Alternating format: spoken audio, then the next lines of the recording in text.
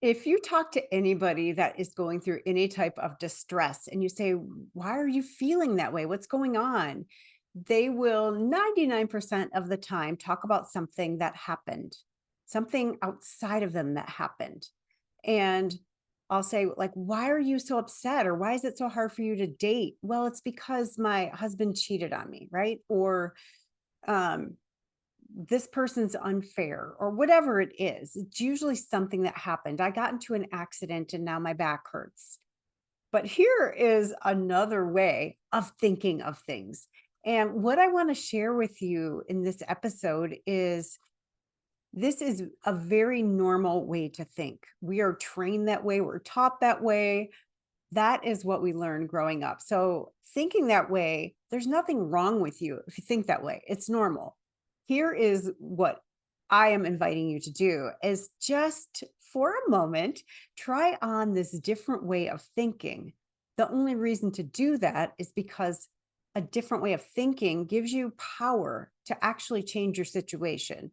Because I'm going to explain all the science to you. I'm going to explain it because thinking that something happened outside of you to cause you to feel this way gives you no power. No, you're a victim, right? You don't have any choice here. It's like, well, of course I feel that way. Look what happened. Life was unfair.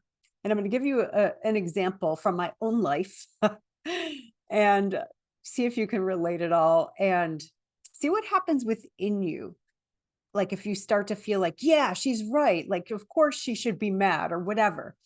All right. So about a year ago, I had such an aching tooth. It hurt so bad. I couldn't concentrate. I was in so much pain. And I went to my dentist, who had been my dentist for many years. And she said, "Oh, yeah, I see the problem right here. Your tooth is cracked." So she scheduled a root canal with a specialist for the next day. So the specialist came in, did the root canal. And the next day, my tooth is hurting just as badly. And they're like, "Oh, well, sometimes it takes a while." I'm like, "I've had plenty of root canals. They never hurt the next day." So it turns out that my dentist recommended the wrong tooth to get the root canal. Now, when I told her this, she did not accept responsibility. She said, "Oh, that tooth was cracked. So, of course, I thought it was that one. That one would have needed to be done anyway." So that's one, right? So she wasn't responsible for her negligence. All right, the other one is they couldn't get me in for a month. Now, I live in Arizona and I had already paid $900 out of pocket. You know how dental insurance works or doesn't, right? So I drove to Mexico, which was a 3-hour drive to get this tooth done for $300 to get a root canal. Now, it's a year later and they still haven't done the crowns. My dentist hasn't given me the refund, which they promised me, which was $900. And I made an appointment to do the crowns on both of the teeth. And they called me the morning of and said, "Oh, we can't do it because we have to figure out the financing." I'm like, "Are you kidding me?" So I was experiencing a lot of that shouldn't have happened, those thoughts, and a ton of anger. And I felt really justified in my anger. And you could approach it from many different ways. Yes, they were negligent and they have not, like for me, like it's very short-sighted to not just like give me my money back for the tooth that you did wrongly to avoid a malpractice suit and fix it. Like just fix the problem. I'm not asking for any damages. I'm not even asking for them to pay for my mileage to Mexico or whatever. None of that. But they haven't done it. And so I actually had a rapid resolution therapy session today about the anger because I know the anger is not serving me. The only good the anger would do me is if I want to bite the dentist really hard. And I don't want to do that. So I wanted my mind to be clear and calm and be able to see options and things like that. So if you're looking at that as you hear the story, are you like enrolled in the story? And are you thinking that the dentist or the root canal dude caused me to feel this anger? That would be a normal way of thinking. Now, in rapid resolution therapy, what we say is causing the anger and causing any type of disturbing feeling is the way my mind is processing the information. Now, thinking that something shouldn't have happened is a glitch in the mind, because if something happened, something else caused it. And that thing was caused by something else. And that thing was caused by something else. So there's always a cause for everything. People outside of me do not have the innate ability to cause me to get angry, right? Like, it is the way my mind is processing the information. Now, me thinking that shouldn't have happened, or they should be handling this differently, that should word, right, is what's causing me to feel these disturbing emotions. And it's causing me to lose power. The power is going to my jaw. That's it. Like, right? And in my fists too. I can feel it in my fists. I'm like, you want to go? No, not really. But so a different way of thinking is the way the disturbance I'm feeling is because my mind is causing this sensation. My mind is causing this sensation in my body, in my jaw, in my fists, because I'm telling it, it should have been different. So it's giving me the ammunition, the chemistry to make it different than it was. Now, is that possible? Is it possible for me right now in this moment to go back and have it be different? No. So that's a complete waste of my energy. And my mind is thinking, oh, this thing shouldn't have happened. So it's preparing me to do something about it. And it does that through thoughts, emotions, impulses, sensations, and also then habits. That's the way the mind gets us to do something. It creates these feelings, and they can come in all of those ways. Now, what I do, for example, or all of us that are in the rapid resolution therapy world, is we update people's minds to think about only thoughts that are beneficial, about things that would be good to have done. Now, would it be good for me to bite the dentist? No, not that that was even a thought, right? But that's what my body is preparing me for. Things that would be good to have done and possible to do. Would it be possible for me to change anything that happened a year ago? No. So what is my mind doing? It's like stuck in this loop, like, grrr, and we get stuck there. And then we feel really icky, right? So this is just like a quick reboot. It took the guy, Dr. John Connolly is the one who did it. It took him 20 minutes to like clear my mind. I'm like, okay, got it. Now I know what to do. So we as humans are the only life form that ever thinks something shouldn't have happened. And whether it's, what someone else did or what we did, gosh, I shouldn't have said that. I shouldn't have done that. I mean, how many times have we been there, right? We're the only life form that thinks that. So if Mother Bear sees a tourist get out of their car with a broom and start beating Baby Bear, the Mother Bear doesn't think, oh, that shouldn't have happened. Mama Bear just goes over and kicks some ass, right? Like, she doesn't think that shouldn't have happened. Kangaroos don't worry about their health. They don't worry about anything. They might have fear if there's some type of predator around. And once that predator is gone, or once they escape the predator, that fear goes away and their body goes back into maintenance and repair. So it's so important to know that there are other perspectives. And the reason that I ask you to try this on, like, what if nothing should have ever happened differently than it did? No matter what it was, no matter how crappy, it happened because something caused it. And it doesn't mean that you deserved it. It has nothing to do with morality. Nobody deserves anything bad to happen to them. Let's just put that out there. But bad things happen all the time, or things that we don't prefer happen all the time. Yes? What this perspective is asking you to do is, if the event is over with, knowing that there's nothing for you to do because it's over with.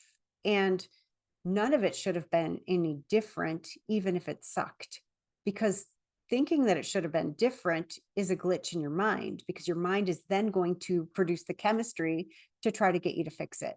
And there's nothing you can do. So I know it's a big thing. And what I'm suggesting is that the idea that something should have been different, shouldn't have happened, or should have happened differently, it really doesn't serve us. It siphons energy toward trying to fix that thing. And it's energy that you could use for logic or passion or bliss or humor or repairing your body, healing. And I think about, there was a woman today on this call with us who was so worried about her health. She had been exposed to black mold and the worrying about the health. If it worked, great. If it gave your body more resources to build and repair itself, fantastic, worry away. However, we know that it doesn't do that. It sucks all the resources trying to fix the thing that you're worrying about, which was something that happened already in the past.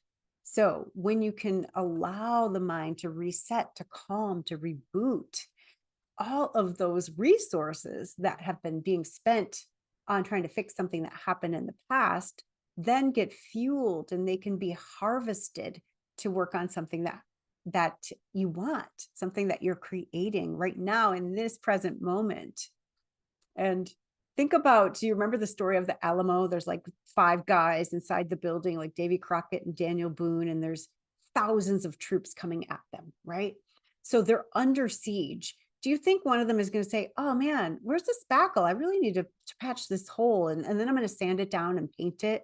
Well, it's the same thing with our bodies. Like if we think we are being attacked by a predator, we're not going to say, oh, let's meditate, let's rebuild, no, they're taking all the energy to escape the predator. So next time you're worrying about anything at all, try to remember that. Do your best. I try not to say try. Do your best to remember that. And all the things that are taking your attention, really.